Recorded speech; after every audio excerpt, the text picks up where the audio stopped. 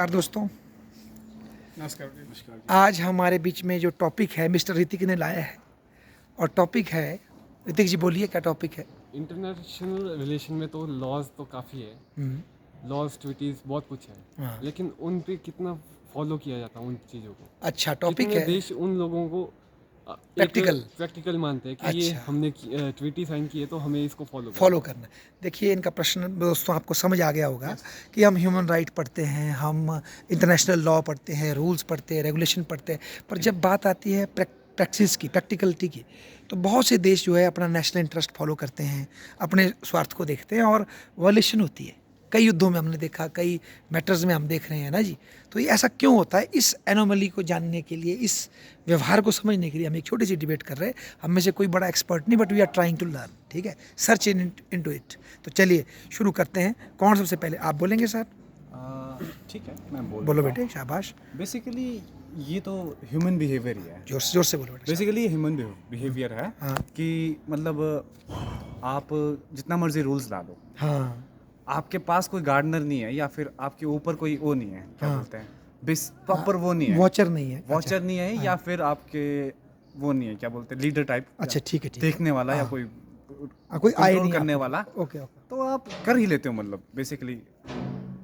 बहुत ही अच्छा। देखो इन्होंने सीधे इस चीज़ को ह्यूमन नेचर से जोड़ा कि प्रत्येक मानव का भी ये स्वभाव है कि जब उसके अपने स्वार्थ की बात आती है तो वो रूल्स को तोड़ हाँ, देता है। रूल को तोड़ के वो अपने हितों की पूर्ति करता है। तो उसी तरह से इनका लॉजिकल कंक्लूजन ये हुआ कि देश भी मानव की तरह ही है। जब देश को लगेगा कि इस रूल से मुझे नुकसान हो रहा है, बेसिकली देश को एक मानव ही चला रहा है, एक मानव लीडर मानव माइंड ही चला रहे हैं। माइंड ही चला रहा है, तो वो देखता है कि मतलब अगर मेरे हित में जा रहा है ये चीज़, तो एक बार रूल तोड़ने में क्या ही जा रहा है। बेसिकली मेरा अपोज कौन ही करेगा, अमेरिका हमेशा करता है ये। बहुत बढ़िया। अच्छा जी, आप बोले सुरेंद्र कुछ इस विषय पे सर अगर मैं इंटरनेशनल रिलेशन की बात करूं सर, कर। यहाँ पर हम देखते हैं कि यहाँ पे शक्ति का मेरे को लगता है कि ज़्यादा प्रभाव है प्रभाव शक्ति का। अच्छा। और इस शक्ति में सर व्यवहारिक और जो सैद्धांतिक रूप हम देखते हैं कि हमने यूएनओ की अगर मैं बात करूं तो हाँ, पढ़ा सर है। यूएनओ कहता है कि सैद्धांतिक रूप में क्या कहता है कि ऐसा होना चाहिए, ऐसा होना चाहिए, ऐसा होना चाहिए, ऐसा होना शांति चाहिए। होनी चाहिए। पर हम देखते हैं कि व्यवहारिक रूप में उससे विपरीत हो रहा है पूरा। अच्छा, तो सर इसमें थोड़ा गैप आ गया हाँ, है एक आ सिद्धांतिक गया। और व्यवहारिक तो इसके रूप में। पीछे पावर पॉलिटिक्स Yes, sir. अच्छा जी। मिस्टर ऋतिक, आप क्या बोलेंगे इस विषय में? पहले तो मैं आपको ये बता दूं, जो लॉज बने हुए थे जी। इंटरनेशनल रिलेशन में, ये आपको एक आइडियलिस्टिक व्यू है। अच्छा, ये कहता है कि वॉर को हमने जितने ज़्यादा हमने टालना है, टालना वॉर है। हमें पीस स्थापित इस्टेब्लिश करनी करनी है। है। अच्छा, लेकिन पीस इस्टेब्लिश करने के चक्कर में ये एक आइडियलिस्टिक व्यू बन के रह जाता है। अच्छा, लेकिन जब हम रियलिटी में आते हैं ना, इसके ऊपर जितना फॉलो किया जाता है, वो फॉलो जितना होना चाहिए वो हो नहीं पाता। नहीं पाता। अच्छा जी। जो ये आइडियलिज्म है, हाँ ये वॉर को रोक तो लेता है एक हद तक, हाँ। लेकिन जो पावर पॉलिटिक्स है, हाँ पावर पॉलिटिक्स की वजह से कई चीज़ें हो जाती है। जैसे देश की, मान लो फॉर एग्जांपल यूएसए है, हाँ, गुड। उसकी करेंसी आपकी स्ट्रांग है, वो डेवलप्ड कंट्री है, हाँ। वो जैसा चाहे जो वीक देशों को वैसे घुमा सकता है। मतलब वो नहीं चाहेगी कोई उसका अल्टरनेटिव खड़ा हो जाए ना। और इससे, जैसे बर्ड पॉलिटिक्स है, इसमें अनार्की है। अच्छा कोई एक सुप्रीम पावर नहीं है जिसके पास एक्सट्रीम पावर है और वो बाकी देशों को चला रहा है। अच्छा जी। इस करके सभी एक देश बैलेंस, मतलब एक सभी देश पावर के लिए लड़ रहे हैं कि हमें भी आज़ाद होना और किसी के अपनी सोवरेनिटी को बचाने के लिए ये सब कुछ करे। अच्छा, तो ये आपका जो ये पॉइंट थ्योरेटिकली रियलिज्म से आया कि भाई एक अनार्की है वर्ल्ड लेवल पे। Yes, sir. और इस अनार्की की वजह से थोड़ा कॉन्फ्लिक्ट। अच्छा, आप बोले और कुछ ऐड कर रहे थे आप? जैसे सर अनार्की है, सोवरेनिटी है ना, जी। अब देश अपनी सोवरेनिटी बचाने के लिए जो रूल्स है उनको तोड़ देता है। बिल्कुल। रूल अगर तोड़ेगा तो क्या हो जाएगा? हाँ, क्या क्या कर हो लेंगे, जाएगा? उसका युद्ध हो जाएगा। कुछ नहीं होगा। युद्ध भी सर कितना करेंगे? दो देश के बीच में बॉर्डर ट्रीटी है, तो एक देश ने तोड़ दी, क्या कर देंगे? कुछ नहीं कर सकते। और कौन उसको मारने आ जाएगा भाई, ये देख लेंगे आप। पर क्योंकि कॉन्फ्लिक्ट तो दो देश का है, बाकी देश जुड़ेंगे नहीं, क्योंकि वो डिपेंडेंसी मॉडल में जुड़े हुए हैं एक अच्छा। दूसरे से। अगर ऐसा होगा, जैसे एक देश ने ट्रीटी तोड़ी, उस पर बस सैंक्शन लग सकते हैं, और मिलिट्री आजकल, आज की डेट में मिलिट्री कोई भी यूज़ नहीं कर सकता मतलब आप इस बेसिकली रशिया वाली वॉर की तरफ भी Yes, हमें, sir. रशिया यूक्रेन की तरफ इंगित कर रहे हैं। मैं इसको आपको प्रैक्टिकल में ले आता हूँ सर नरेश, तो आप बेटर समझेंगे। मान लीजिए जैसे कश्मीर में 370 की धारा थी, ठीक है जी, और भारत ने, कई यूएनओ के अंदर कई देशों ने कई ह्यूमन राइट ग्रुप्स ने ये कहा कि भारत ने जो ये 370 को तोड़ा, कश्मीर को प्रॉपर अनेक्स कर लिया, ये भाई मानव अधिकारों का आनंद है, इंटरनेशनल रिलेशन का आनंद है, इंटरनेट बंद कर दिया, वहाँ प्रोटेस्ट को छुपा दिया है ना। तो अब आप बताओ इस संदर्भ में जो भारत ने व्यवहार किया, आप एज अ भारतीय क्या समझते हैं, भारत ने ठीक किया 370 को ख़त्म करके या नहीं? आपकी अपनी पर्सनल ओपिनियन क्या है? सर एज ए भारतीय तो मैं कहूँगा कि धारा 370 जो समाप्त हुई है हाँ जी। एक बहुत ही बढ़िया और बहुत ही बड़ा कदम है सर। अच्छा जी, क्यों? ऐसा होना चाहिए क्योंकि सर अब जब तक आप धारा 370 था अच्छा जी, तो सर अलग संविधान, अलग अलग झंडा, ठीक है। जो कहीं ना कहीं उनको भारतीय नागरिकता से दूर ले जा रहा था। अच्छा, मतलब उनकी साइकोलॉजी में एक ये था कि Psychology में हम सर- सेपरेट है भाई। अच्छा, भारतीय नागरिकता से उनको दूर ले जा रहा था। तो सर इसका मैं पूर्ण समर्थन करूँगा कि जो धारा 370 हटाई है, कहीं ना कहीं अब कश्मीर में स्थिति ठीक है। और एक सर थोड़ा नेगेटिव इसका ये रहा कि राज्य का दर्जा खत्म हो गया, हाँ, तो वो सर केंद्र शासित प्रदेश बन गया। बन गया जी, तो सर उसको केंद्र शासित से फिर राज्य बनने में थोड़ा समय लगेगा, लगेगा। वो एक सर थोड़ा नेगेटिव पॉइंट है। हाँ, बाकी सर जो धारा 370 हटा है बहुत ही बढ़िया कदम है। अब वो खुद को और भारत से जुड़ा हुआ महसूस करेंगे।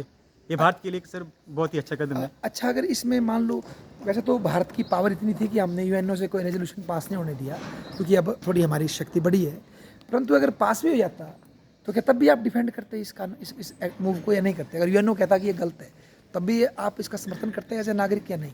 क्या समझते हैं आप? नहीं सर, एज ए नागरिक तो मैं हमेशा सपोर्ट करूँगा कि धारा 370 खत्म होनी चाहिए, क्योंकि जब एक देश है तो सर ये दो संविधान और दो निशान नहीं दो चलेंगे। निशान नहीं चलेंगे सर। अच्छा, देखिए अब इनकी बातों से हमें ये पता लग रहा है कि किस तरह से केवल नेशनल इंटरेस्ट जो है, इंटरनेशनल जो परसेप्शन है, उसके बीच में एक डिफरेंस ऑफ ओपिनियन बन और एक जाता सर जो है। तो आप कुछ ऐड करेंगे सर इसमें?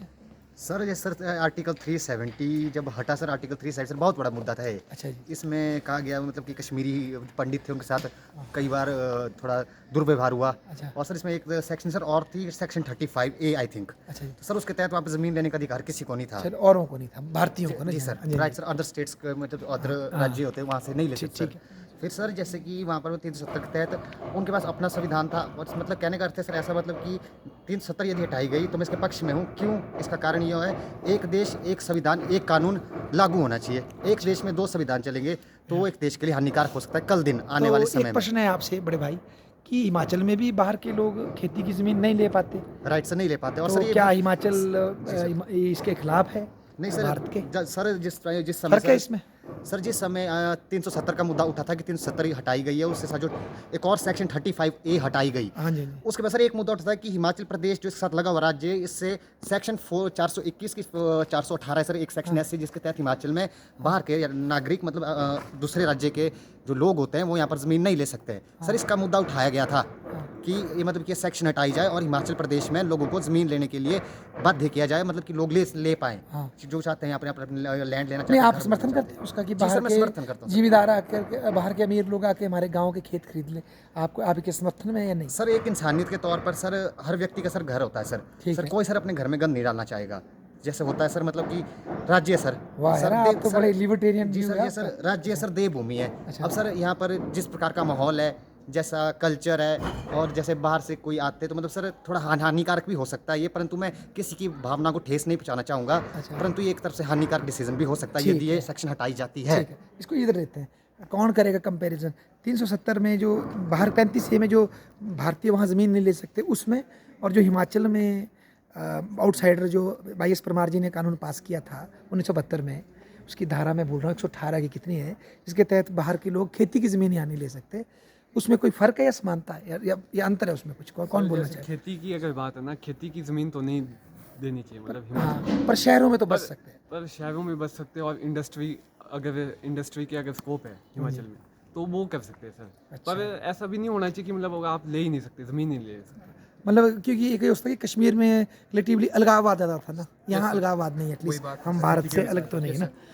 अच्छा, तो देखो एक डिबेट हमने ओपन की और कुछ आइडिया हमें लगा कि इंटरनेशनल रिलेशन कुछ और बोलता है और देशों की अपनी स्थिति कुछ और बोलती है। और जैसे आपने इंक्लूड किया, अगर 370 हटाया जाता है, यूएन इस पे कोई कानून पास कर देता था मान लो, लेकिन सर बात ये आ जाती है, यूएन कौन होता है इंडिया के इंटरनल मामले में दखल देने तो बेटा वो बोलेगा ना हमारे पास ह्यूमन राइट का कॉन्सेप्ट सर है। उनके ह्यूमन राइट्स में से है कि अगर आप बोलो पहले। चलो हाँ वाला। बोल, आप जैसे बोलो। 370 था वो हटाने के लिए ही बनाया गया था पहले, ठीक है सर, वो एक टाइम पीरियड था 12 साल के भीतर या इतने टाइम के अंदर उसको हटा दिया जाना चाहिए। नहीं, मान लो अगर वो ये बोले ठीक है आप बोले हटाया जाएगा, परंतु अभी सिचुएशन ऑप्टिमल नहीं थी, लोग आपसे अलगाव चाहते थे, बहुत से लोग जनमत चाहते थे, तो आपने ज़बरदस्ती किया, तो उस कॉन्टेक्स्ट में क्या बोलेंगे फिर आप? सर उस कंटेक्स्ट में मैं आप एक ही मानोगे चीज़ यूएन बोलूँगा। आदेश को या नहीं मानेगा भारत? सर यूएन को छोड़ो सर, डेमोक्रेसी उस टाइम सर अथॉरिटेरियन बननी चाहिए, उस टाइम डिक्टेटर अच्छा, बननी चाहिए सर। मतलब आपका मतलब फिर तो चाहे कुछ भी हो पर स्ट्रिक्टली देश का हिस्सा तो देश है। को प्रोटेक्ट सर ऐसी बात है ना, मतलब ह्यूमन राइट पे बोल रहे थे आप, कुछ बोलिए। सर दो पक्ष में कहना चाहूँगा। पहले तो जो ये हमारा मुद्दा था जी सर, एक राज्य तब तक राज्य है जब तक उसके आंतरिक और बाह्य जो मामले हैं वो खुद देख पाए। हैंडल कर पाए। यस सर, मेरे को लगता है कि जो हमारा धारा 370 था वो हमारा बाहरी और आंतरिक मामला दोनों था। अच्छा। और सर जैसे कि आपने इस पे एक बात कही कि ह्यूमन राइट्स, और पश्चिम के सर ह्यूमन राइट्स एकदम खोखले हैं। वो किस तरह सर? क्योंकि जो रशिया में आपको अभी पता है कि अटैक हुए थे, 150 से ज़्यादा लोग उसमें मारे गए और 4 बंदे थे वो, उन्होंने मार दिया उनको खुलेआम, एकदम निर्भयता से बकरियों पूरी खत्म कर दिया, और उनको 3rd डिग्री टॉर्चर किया गया उन 4 बंदों को। फिर अच्छा। उसके बाद क्या बोलते हैं जो वेस्ट वाले हैं कि वाला इनके भी तो ह्यूमन राइट्स है, ऐसे क्यों मारा उनको? उनको ये नहीं दिखा कि उन्होंने 150 बंदे मार दिए वहाँ, उनको ये दिखा कि उनको टॉर्चर क्यों किया गया। भाई ह्यूमन राइट में ये है ना कि अपराधी को भी थोड़ा सा प्रॉपर ट्रीटमेंट दिया जाएगा, मैं पर तो वही सर इसके पक्ष में नहीं हूँ। हाँ मतलब आप क्या बोलना चाहते हैं जो भी डिबेट छिड़ी है? कुछ हद तक ठीक है, पर मेरे को विचार नहीं इस वक्त। अच्छा, अभी मैं बस सीख ही रहा हाँ हूँ। ब्लैंक हो रहे, लर्निंग हम सब सीख रहे हैं। अच्छा जी, तो और क्या कारण हो सकता है? मेरा एक प्रश्न और है, कई बार ऐसा भी तो होता है जो कानून बनते हैं ना, जैसे 1945 के बाद जो वर्ल्ड में यूएनओ सिस्टम बना, ब्रिटेन वुड्स सिस्टम बना, इसमें अमेरिका की एक डोमिनेंस रही कई सालों तक, है ना जी, अमेरिका की बहुत डोमिनेंस रही। तो आप ये नहीं मानते कि दुनिया में कानून जब बनता है ना तो जिसकी चलती है उसके फेवर में बनता है? कानून एज सच न्यूट्रल कोई चीज़ होती नहीं। बेसिकली कानून तो वही बनाता है ना जो ताकतवर है, हाँ, तो वो एक अपना फेवर तो रखता ही है, मतलब शक्तिशाली ही कानून बनाएगा और वो अपने लिए बनाएगा। तो फिर अगर जो जो जो दबा है उससे उसको ताकत मिलेगी तो वो कानून तोड़ेगा नहीं, फिर तो उस कानून को चैलेंज करना चाहेगा ना वो फिर, हाँ वो तो है ना? आप बोलो। सर इसमें ऐसा है कि जो मैं इनके विचारों से पूर्णतः सहमत हूँ। सुरेंद्र जी के अच्छा जो इन्होंने कहा था कि जो कानून बनते हैं उन पर महाशक्तियों का पूरी तरह से दबाव होता है। हाँ जैसे आप देख सकते हैं जो परमाणु के लेकर जो हाँ, ट्रीटी हुई है, ट्रीटी हुई, CTBT तो उसमें सर देखा गया कि जो बिल्कुल ही विकसित देश है वो सारे इकट्ठे हो गए, उनके पहले हथियार बन गए, सारे इकट्ठे हो गए और वो दूसरे देशों को वेपन सप्लाई करने के लिए उन्होंने मना ही कर दिया। मना कर दिया बिल्कुल। तो ये सर तब भी होगा, कानून तभी फॉलो होंगे जब सबको बराबर होगा। जो हमारे विकासशील देश है ये ग्रो करेंगे सर। हाँ अगर ये एक ध्रुवीयता बहुध्रुवीयता, इनसे दूर जाकर बहुध्रुवीयता की ओर दुनिया जाए वाह, और मल्टीपोलरिटी की बात कर रहे हैं। कई महाशक्ति बने, अच्छा अच्छा, तभी yes, सर yes, तभी yes. कानून ढंग से फॉलो की है। तो अगर ऐसा नहीं होता है 3-4 राष्ट्रीय महाशक्ति बनेंगे तो सर इन्हीं की चलेगी, नाटो की चलेगी और अमेरिका की चलेगी। इसलिए ज़रूरी है सर बहुध्रुवीयता की ओर विश्व को ले जाए सर। अच्छा, इसमें जो पुतिन ने अभी गेड़ा चढ़ा दिया है नाटो को, इसको कैसे देखते हैं आप? ये जो नाटो कुछ कर ही नहीं पा रहा, इसको कैसे देखते हैं आप? क्या ये चैलेंज कर रहा है उसकी यूएस की डोमिनेंस को? सर नाटो तो कर रहा है, पर कहीं ना कहीं जो नाटो के जो समर्थक देश है वो खुद न खुद सर रूस से कहीं ना कहीं घबरा रहे हैं सर। घबरा रहे? अच्छा, और तभी सर वो प्रमुखता से सामने नहीं आ रहे हैं, पीठ पीछे सर वो सपोर्ट दे रहे हैं, पर मेरे को लग रहा है कहीं ना कहीं सर उनकी ये रूस से थोड़ी घबराहट है कि भाई कहीं ज़्यादा वॉर ना हो जाए। ज़्यादा ना हो जाए और रूस उनको ही डायरेक्ट टारगेट कर ले। अच्छा, तो शायद ये तो घबराहट शुरू में हमारा जो मेन टॉपिक था वो ये था कि भाई आपने बोला कि सच में ही जो लॉज है वो पावर को रिफ्लेक्ट करते हैं, तो आप कुछ बोलना चाहेंगे इसमें? अच्छा आप बोलिए, आप में से कौन बोलना चाहता है इस विषय पे कि भाई जो इंटरनेशनल लॉज होते हैं ना, कहने को तो वो बड़े मीठे लगते हैं, अच्छे लगते हैं, पर उनमें छुपी हुई बायसनेस होती है। जैसे मान लीजिए सद्दाम हुसैन जी ने या गद्दाफी वगैरह ने कोशिश की कि भाई तेल हम अपने हिसाब से बेचें, ना कि यूएस की या फ्रांस की किसी बहुराष्ट्रीय कंपनी के रेट से बेचे, तो उनको कू कर दिया गया, उनके ऊपर वेपन ऑफ मास डिस्ट्रक्शन लगा दिया गया, कई ह्यूमन राइट के वो लगा दिए गए, और उस चक्कर में जब उनको मारा गया बहुत से बेगुनाह लोग मरे, और जिन्होंने उनको मारा उनका कोई हिसाब किताब नहीं हुआ, जिन्होंने बम फेंके इराक में। तो जब ये दोहरे मयार इंटरनेशनल लॉ में रहेंगे तो क्या आपको लगता है लोग देश फॉलो करेंगे पूरा इसको? सर जो इंटरनेशनल रिलेशन मतलब इंटरनेशनल मतलब लेवल पे लॉ बनते हैं, मेरे को लगता है सर ये लॉ उन्हीं कंट्रीज़ के लिए बनते हैं जिनके पास अपनी शक्ति नहीं है, मतलब उतनी ज़्यादा शक्ति नहीं है जितनी महाशक्तियों अच्छा, के उनको पास है। रेगुलेट करते हैं क्योंकि सर वो रूल्स उनके लिए हैं जो दबे हुए हैं। वाह यार क्या बात है। क्योंकि आप सर देख पाएंगे कि जो अमेरिका है वो उन रूल्स को फॉलो नहीं करता है, देखो बेटा, बहुत कम रूल्स है वो। हर कुछ बात बोली आपने, अगर इसी को आप गांव में ले जाएंगे ना, Yes, sir. इसी को आप अगर देश में ले जाएंगे तो कानून कमज़ोर पे ही टारगेट होंगे, मतलब समझे ना मेरी बात, क्योंकि पावरफुल को तो पहले ही उसमें उसके वैसे हितों मेरा सही उसको पहले इंक्लूड कर लिए, भाई बोल तेरी क्या समस्या है, Yes, sir. है ना? आप क्या बोलना चाहते सेम था सर मेरा इनकी कि बहुध्रुवीयता एक विश्व को ले जाए ताकि सारे मजबूत हो जाए, नवीन अंतर्राष्ट्रीय व्यवस्था लाई जाए। हैं? मतलब जब हम ये प्रश्न पूछते हैं, फॉर्मुलेट करते हैं कि क्यों इंटरनेशनल पॉलिटिक्स में इंटरनेशनल लॉ की स्पिरिट को फॉलो क्यों नहीं किया जा रहा, तो हमें ये पूछना पड़ेगा जो इंटरनेशनल लॉ है क्या वो ऑब्जेक्टिव है, क्या वो ओपन है सबके लिए? क्योंकि पॉलिटिकल एक्टिविटी तो तभी होगी जब कोई नाराज़गी है, कोई रिसेंटमेंट है, कोई इनजस्टिस है या कोई डिमांड है, तो वो क्यों ड्राइव हो रही है उसको भी समझना पड़ेगा। और international law as an objective thing को हम ऊपर उठना पड़ेगा, मानना पड़ेगा कि लॉ को लोग बनाते हैं जिनकी अपनी सोच, अपना एजेंडा होता है। तो आप लोग क्या समझेंगे कंक्लूडिंग रिमार्क में, भाई आप क्या बोलेंगे? जिसकी लाठी उसकी भैंस। अच्छा, तो क्या तो लाठी छोड़ दें, लॉ ही बंद कर दें? कुछ नहीं सर, तो खुद को सशक्त करो, बेसिकली वही है। हर कंट्री के लिए हर बोल रहे हैं। कंट्री के लिए खुद को सशक्त अच्छा जी, आप क्या बोलेंगे? सर जैसे कि भाई ने कहा, हमारे बड़े भाई ने हाँ। कि पूरे विश्व को बहुध्रुवीयता की तरफ ले चलो। सर ऐसा हो रहा है 1991 के बाद बात से बिल्कुल जब यूएसएसआर का पतन हुआ पता नहीं।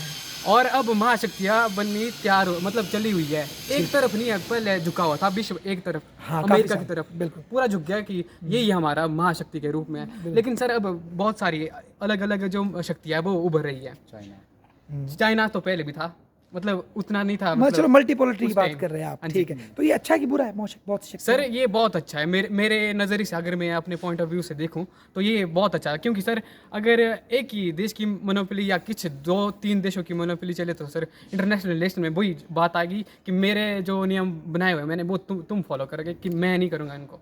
वाह क्या बात बोली। अच्छा आप क्या देंगे सर कंक्लूडिंग रिमार्क? जैसे ये जो कॉन्सेप्ट है ये एक यूटोपियन नेशन को सपोर्ट करते हैं। अच्छा जी, तो यूटोपियन नेशन आपको भी पता है, सबको पता है, एग्जिस्ट नहीं करता है। मतलब आदर्श मतलब yes, sir। ठीक है जी। तो ये सर आइडियलिस्टिक व्यू है, लेकिन जो ग्राउंड रियलिटी है वो कुछ और है। अच्छा लॉज बनाएगा यूएस, लेकिन खुद ही फॉलो नहीं करेगा। For example sir global warming का है, हाँ।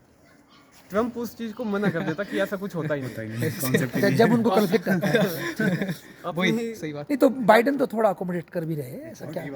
वो सर अलग बात है, पर जीरो कार्बन एमिशन के लिए वो बाकी जो डेवलप हो रहे नेशन उनको कह रहे हैं कि आप जीरो कार्बन एमिशन कीजिए। अच्छा वो सर 175 सालों से डेवलप हो चुके हैं, उन्होंने कार्बन एमिशन जितना करना था वो कर दिया, अब तुम लोग रहने दो वाला। इसको लोकल भाषा में बोलते हैं दूसरों को ज्ञान नहीं, गोष्टू क्या बोलते हैं, बोलो वहाँ पर पता नहीं सर। आप जानते? और विज्ञान आप गोष्ठ। वाह, होरी में ज्ञान अपवे गोष्ठू। अच्छा आप बोलिए सर, आप बोलिए। सर मेरा यही विचार है कि विश्व को बहुध्रुवीयता की ओर ले जाए, विकास हो सबका, पर वो विकास ऐसा ना हो कि उसमें शस्त्रों की ओर बढ़े, उसमें सर न्यूक्लियर वेपन कम हो, नहीं तो सर मानव जाति खतरे में है। अगर कहीं विश्व युद्ध हो जाए, विकास हो, बहुध्रुवीयता की ओर जाए, पर जो शस्त्र की ओर है ये कम होनी चाहिए सर। पर सर मेरे को लगता है कि विश्व स्तर पे सर शक्ति का एक साधन है, ये दूसरा साधन धन है, पहला साधन है टेरर, एक भय बनाना। अच्छा। कि मेरे पास भी है, मैं मार दूंगा, मैं मार दूंगा। सर मेरे को लगता है कि ये शक्ति जरूरी खरीद होती है, करने जैसे का- जैसे भारत ने किया, Yes, sir, जैसे वाजपेयी भारत के ने टाइम किया Yes, sir। या इंदिरा गांधी के टाइम, ताकि अपनी जान बचाई थोड़ी। लेकिन अगर चाइना के कॉन्टेक्स्ट में इसको देखें ना, उन्होंने पहले अपने ऊपर डिपेंडेंसी की है पूरे वर्ल्ड की, कि तुम मेरे ऊपर डिपेंड हो जाओ।